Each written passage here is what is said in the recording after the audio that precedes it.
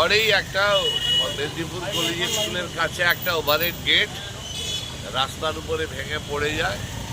আমরা প্যান্ডেলওয়ালাকে খবর দিয়েছিলাম, সে লোকজন নেই, তার পুলিশকে সাথে নিয়ে আমাদের পুরসভার কর্মীরা জেসিবি দিয়ে গেটটাকে ভেঙে সরিয়ে রাস্তা ক্লিয়ার করে দিয়েছে। আর কোথাও কোনো ক্ষয়ক্ষতি বেশি আর হয়েছে? দু একটা জায়গায় গাছ পড়েছে, সেগুলো আমরা দেখছি যদি সেগুলোকে সরানো যায়। কারণ রাত্রেবেলায় লোড তার কানেক্টিং অফ করে করতে হবে, তো এগুলো দিনের বেলায় আমরা করার চেষ্টা করব।